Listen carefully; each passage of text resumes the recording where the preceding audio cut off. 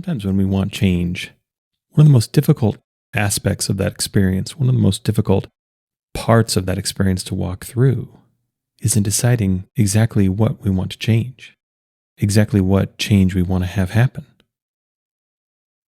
Because it seems that with every choice is another choice right behind it. For everything we choose is the choice to not have something else. Perhaps for everything we choose, the choice is there to not have several other somethings. So this idea of choice, this idea of locking ourselves into one particular path, one particular goal, one particular outcome, can feel limiting, can feel stifling, can feel like we're actually limiting ourselves more than aspiring to and continuing towards growth. That we're in some way, we're actually making ourselves smaller, we're making ourselves less. We're wanting less than what we have now, when the desire for change is always for more. Now, this can get a little confusing because sometimes the desire for change that we feel feels like it's for less. We want less suffering, we want less strife, we want less struggle, we want less stress. But couldn't we also say, with all those aspirations, what we really want is relief, is more relief than we're feeling right now? Isn't what we really want more peace, more joy, more comfort? That's an interesting thing to ask ourselves. Is all that we want actually more and never less? Because how do we experience a negative? How do we experience a lack? I think you could make the argument we actually can't. The idea of negative and lack are ideas, and feelings are always attributed to something actually happening, not something not happening. If something wasn't happening, that very something doesn't exist. And if something doesn't exist, it can't actually trigger a feeling. And of course, we can lead ourselves down very complicated thought tunnels, pondering all of this. But at least it's my experience, it's my assertion that this feels like it's true.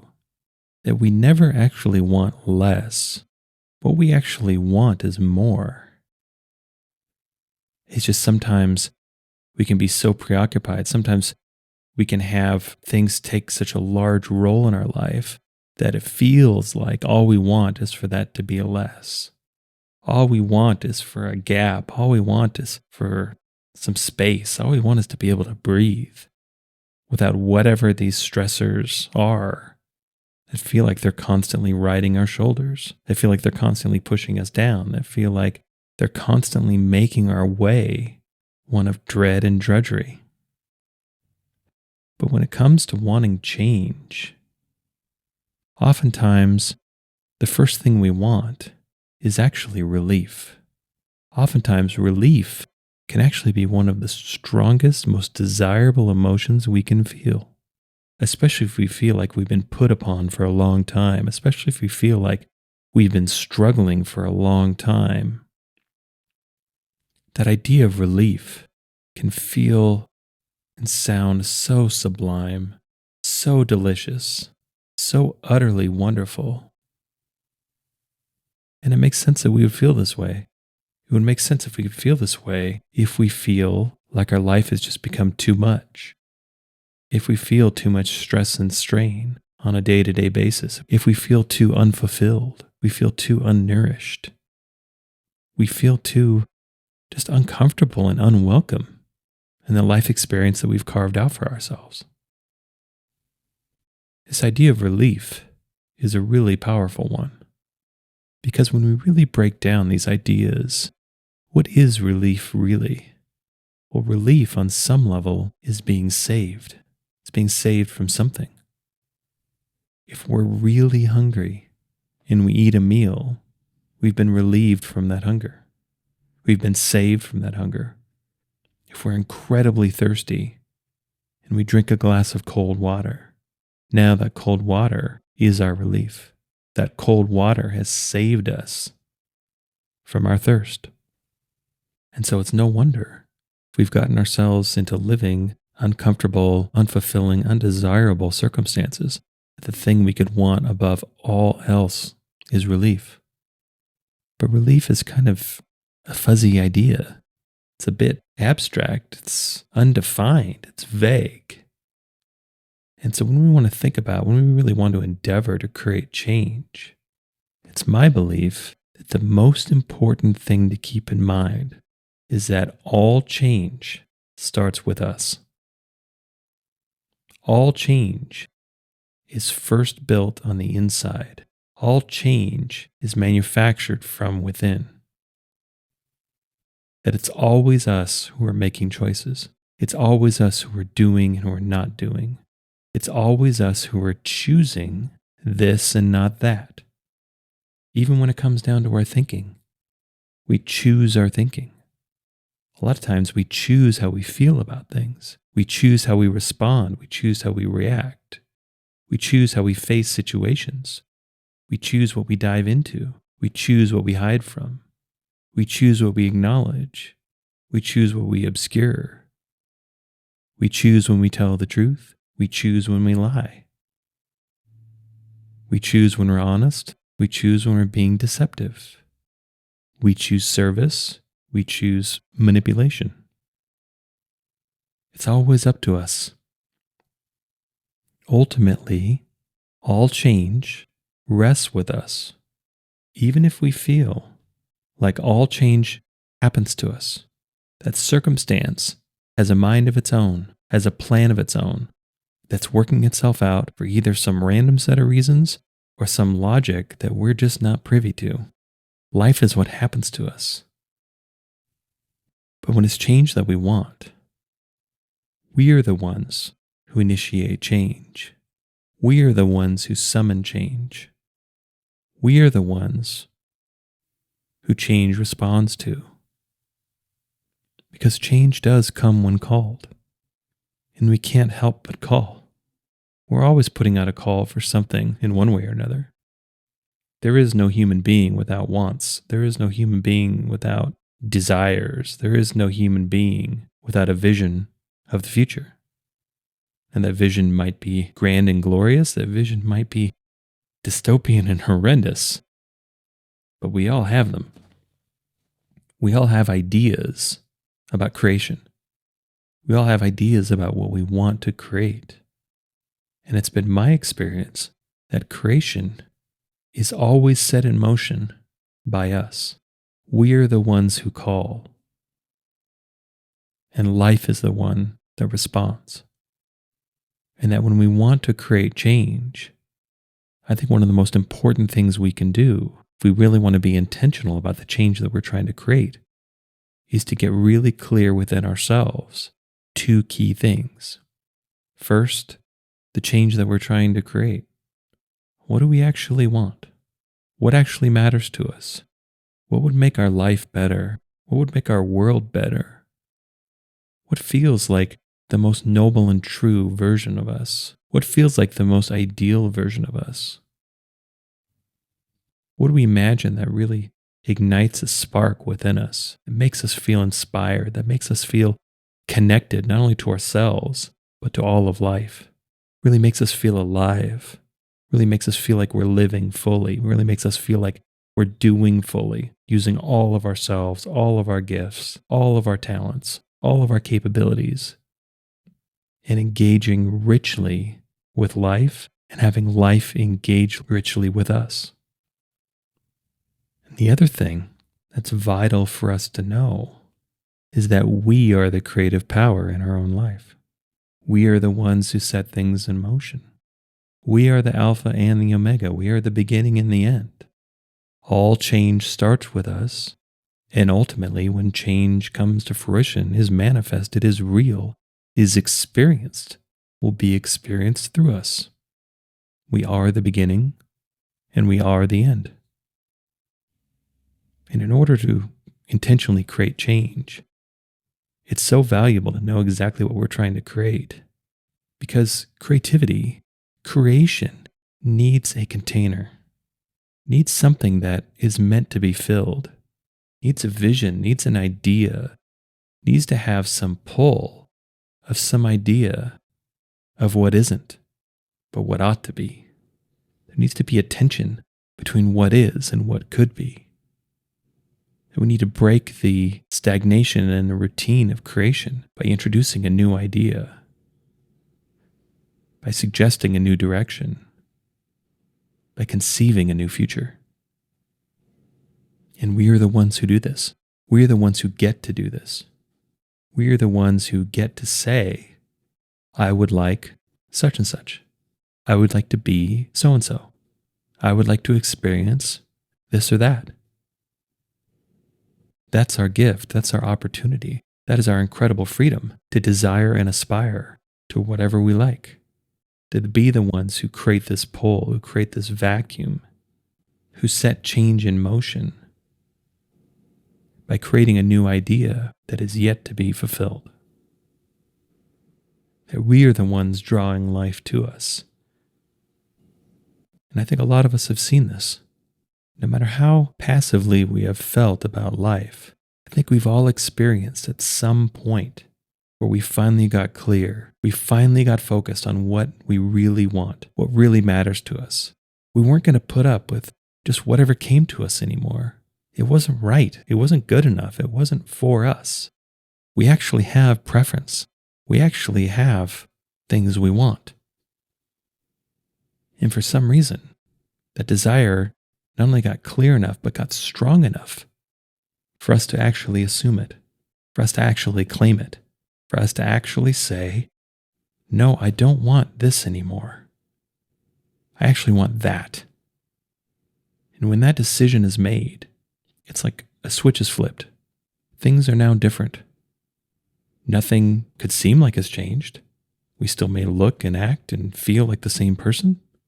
Our circumstances and our external environment may be exactly the same, but we've already set change into motion because we've decided to change. We've specifically decided on the form we want that change to take. We have summoned change. We've placed our call. We've made our request.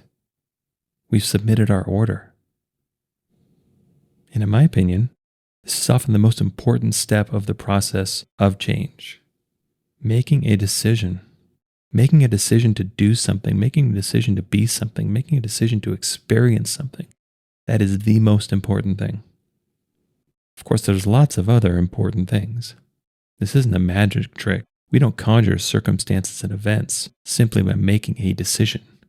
Sure, sometimes it happens that way, and sometimes it seems like it takes decades for things to unfold. That's the thing. In a lot of ways, the timing really isn't up to us, really. I think in hindsight, we can see that the timing for what's right for us, when it finally does appear, was actually right. That for whatever reason, we were separated from what we wanted for a time because we weren't actually ready for it. It wasn't actually for us yet. We weren't actually it yet. There was something we had to learn. There's some direction we had to grow. There's something we had to experience. There's something else we had to know. But it always does come through on time. That's the most miraculous part of creation, is that in hindsight, and sometimes this takes a little time to be able to see, there really is a perfection to it. There really is a precision to it and efficiency to it. That's pretty astounding. It's this whole future idea that gets all complicated and jumbled and just kind of looks and acts like some gnarly big bag of spiders. But that's only because we believe certain things had to be a certain way at a certain time in order for us to be happy. Because that's the other thing we can see in hindsight, is that sometimes, maybe oftentimes, the things that we wanted the most weren't actually the things we were trying the hardest to get. And that we didn't know. We didn't know what was really important. We didn't know what really mattered.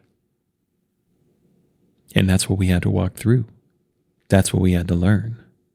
In some ways, that was the whole point of the exercise. It wasn't to get this or that. It was for us to grow and learn, to evolve and expand, and then move on and roll this new awareness into whatever we did next. And even though through hindsight, it can seem like this creative process is all very clear, is all very simple, Well, when we try to do it moving forwards, oftentimes it doesn't really seem that way. Oftentimes our minds can make the idea of creation really complicated. But it doesn't have to be. If we can remember that part about us being the beginning and the end, that's what we can focus on. We can focus on the conception and the manifestation, and let all of the development in the middle be held a little bit more softly. Not try to wrangle and control every step, not try to make things be a certain way at a certain time. That it's enough. It's enough to just dwell at the beginning and the end. It's enough to just know the beginning and the outcome.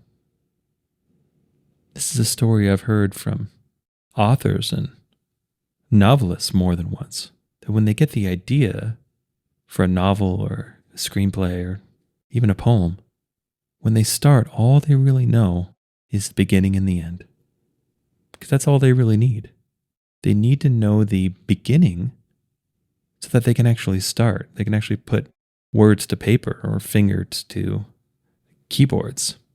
And they need to know the end because they need to know ultimately what they're driving towards, what all this is leading to. But then along the way, the middle often fills in itself. In fact, I'd make the argument that the more we stay out of the way of the middle, the better that middle fills in.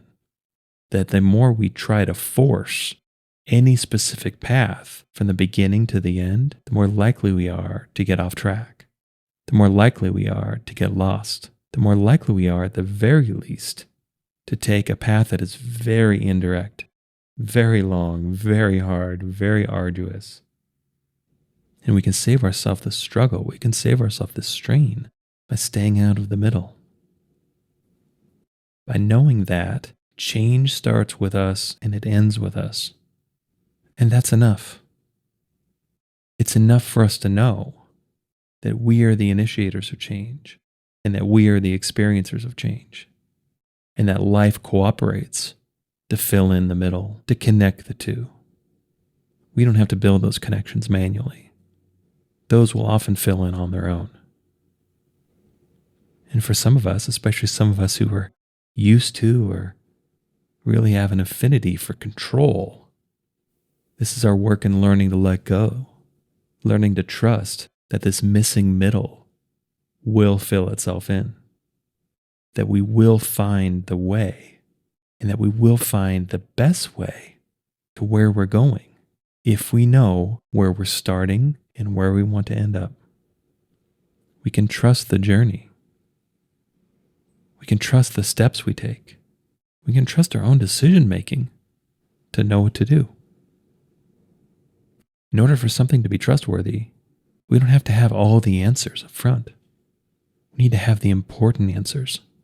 We need to know and be clear and make a decision about what matters, knowing there will be lots more things that we'll need to get clear about. There'll be lots more decisions we need to make along the way.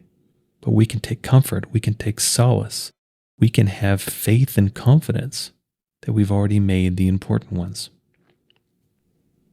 Because if we know the beginning and the end, we can be flexible in the middle. We can be adaptable in the middle. We can open ourselves up to possibilities we never entertained. We can realize that there are infinite ways to get from where we are to where we want to go. And we don't have to figure all of them out ahead of time. We don't even have to pick the best one ahead of time. We just need to go. We need to put one foot in front of the other.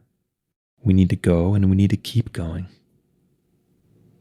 Because if we're clear on the beginning and if we're clear on the end, we can allow the middle to reveal and resolve itself. We can be the ones walking the path from the beginning to the end by letting the path unfold itself along the way. I hope you enjoyed this episode. All episodes are given freely. If you feel inspired to give, please visit theunionpath.com/donate. If you have a question, you can contact me at theunionpath@gmail.com. Take care and all the best.